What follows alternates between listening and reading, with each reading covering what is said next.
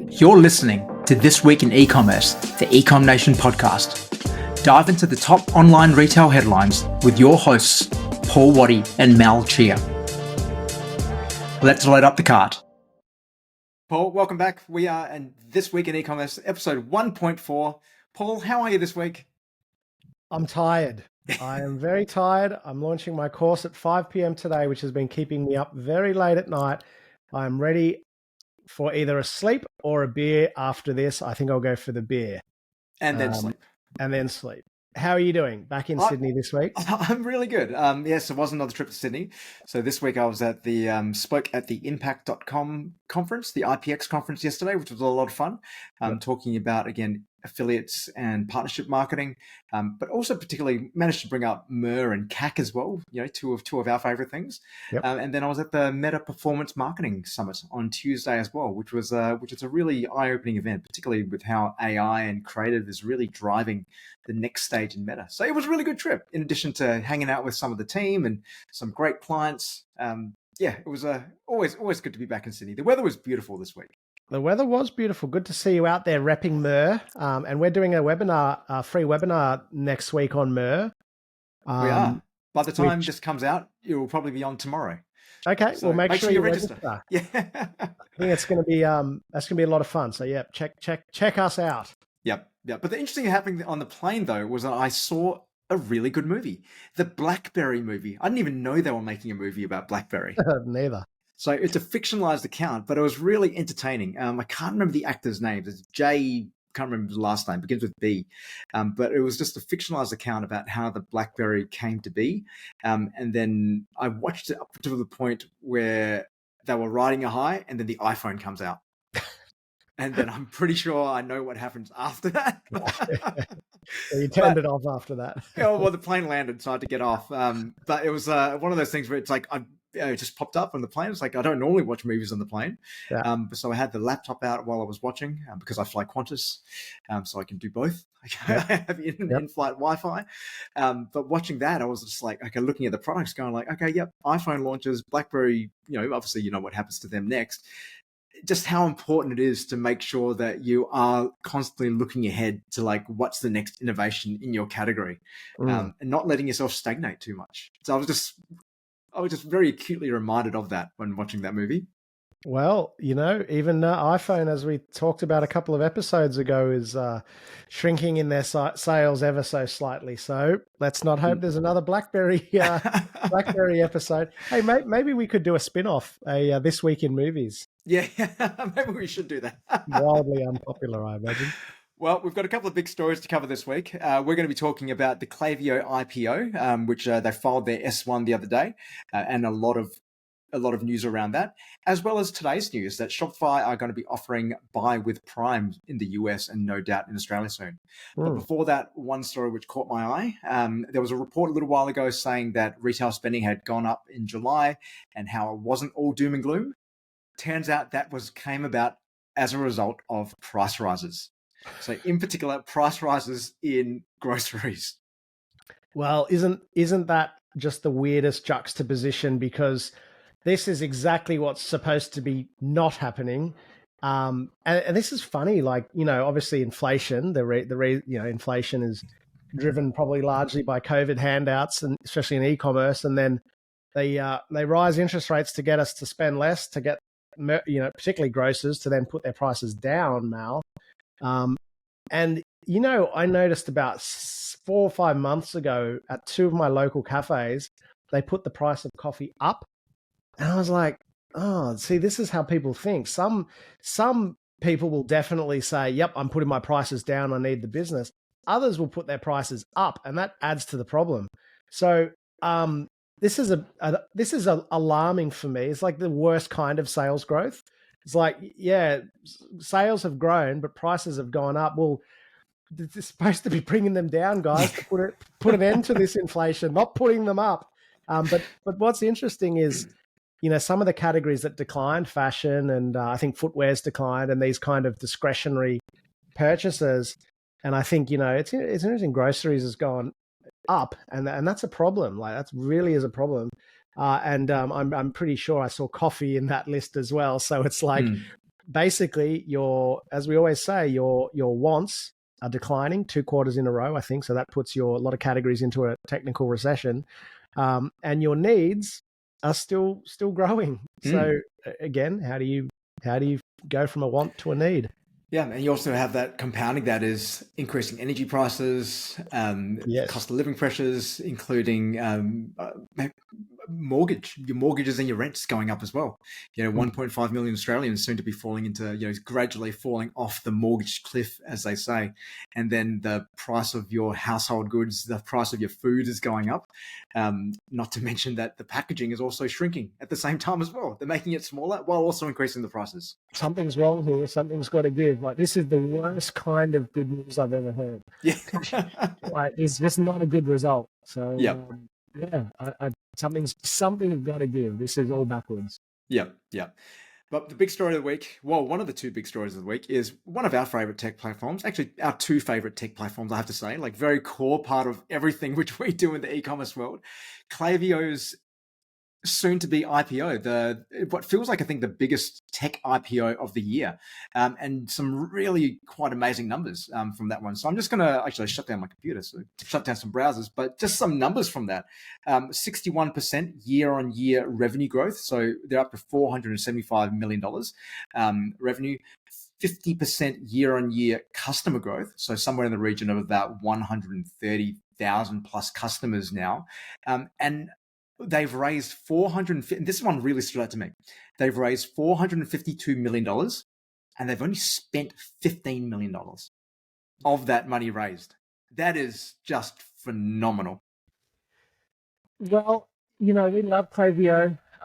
This is such good news, I think, for everybody there, and they've just built a really simple product that's evolving. People say it's not. It definitely is. I think they're evolving into more of a CDP, I guess. And I'm really happy for them. I'm really happy, particularly for the Australian team who do a great job. And we at Domination, obviously a partner, and we love it. I think it's just making, it's revolutionized CRM, really. Like, I remember in the early days, you had to pretty much be a technical wizard to be able to set up any form of automation and so on.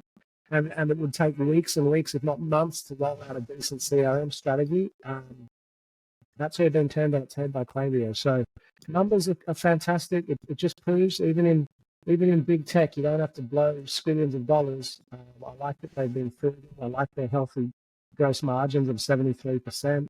And I think this is great. It's made me really happy.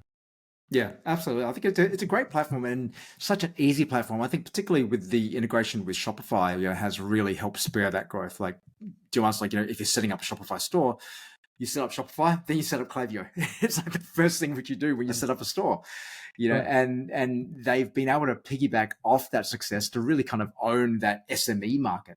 And now with the recent addition of the CDP as well, they made that announcement not only 2 weeks ago, by rolling out the CDP. They're also now making a larger claim to that mid-market and enterprise level as well. And there's so many merchants I talk to now who would previously not have looked at Klaviyo because they would have thought, hey, we're too big for Klaviyo. Is a pretty common one I used to hear, and also like the we're too big for Shopify. But now a lot of them are going like, actually, do you know what? When you go through the requirements, there's actually not much separating them. That why don't I go with a Klaviyo? Or a Shopify. And I think Klaviyo, have a long way to go, particularly when you look at those economics. The unit economics for them are phenomenal. There's minimal cash burn in this business. It's a very, very well-run operation. They've got really great marketing, like a lot of these organizations do. They've created a really great brand for themselves, which is just synonymous now with e-commerce. You speak to any e-commerce owner, and you're talking about email marketing, the first name they say is Klaviyo. And if it's not, then someone's telling them, hey, use Klaviyo. I spoke to someone today who started on MailChimp, and very shortly after that, she's like, move to Klaviyo. Yeah, that's right. With my journey, I think MailChimp was even earlier than MailChimp. I can't remember. Something really, really lame. It's come a long, long way. And they also do great co-hosted events with Ecom Nation, which is a bonus as well. But congrats to everybody there, and especially Rob and team in Australia. Yeah, no, they're doing a really great job. So look, all the best to them. They're raising $750 million on a $5 billion valuation, which is a 10x multiple on revenue, which is typically what you'd expect for a tech company. Looking at their numbers, though, I'm actually thinking that's probably at a lower valuation than I think what I was that's expecting. under. Yeah, I think that's under. I think this is going to go bananas. yeah, so do I. I think they will definitely get that, that day one pop. I like it. I like a bit of value like that. I love it when they price under. They are 100% a little bit under there, not ridiculously, but on the flip side, those ones that go in massively overpriced and the shareholders are crying for 5 years. I think this could be decent for those that get in early. Yeah, absolutely. We should be able to cover that now. That's 700 mil. Maybe one day. Yeah. Maybe one day. Well, speaking of another stock price pop, what happened yesterday was Shopify's stock price popped, and it came off the back of a tie-up of the two titans of e-commerce. Obviously, we talk about Amazon a lot. Amazon owning 50% of e-commerce in the US and probably soon to be in Australia too. Don't know what percentage they are, but I remember it was quite big. And now that they are partnering, it looks like, with Shopify merchants in the US now being able to offer a buy with Prime option, meaning that a merchant who is using Amazon's fulfillment network will be able to allow their customers to purchase using their Prime account and get it fulfilled by Amazon. But not just that, the payment goes through Shopify payments. There's a lot to process there.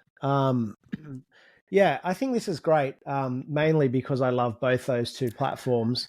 And as a Prime member, that's basically the reason that I shop at Amazon. But I think it also makes me think about, Shopify fulfillment network, which was, talked about a lot as a way to combat Amazon. And it looks like they've sort of joined forces. Multi-channel fulfillment, for those that don't know, or MCF is basically you as a merchant can use Shopify's Amazon's fulfillment network. And obviously you get access to that really fast delivery, and now you can advertise it as Prime.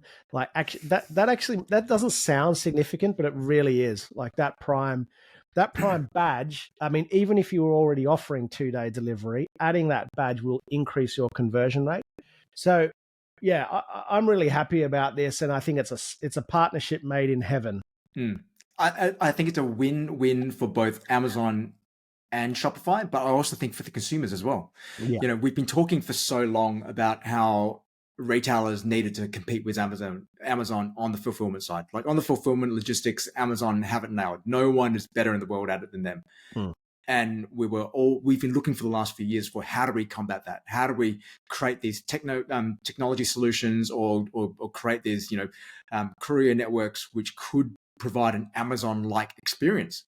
Now you don't need to. You can actually just use Amazon to provide that experience.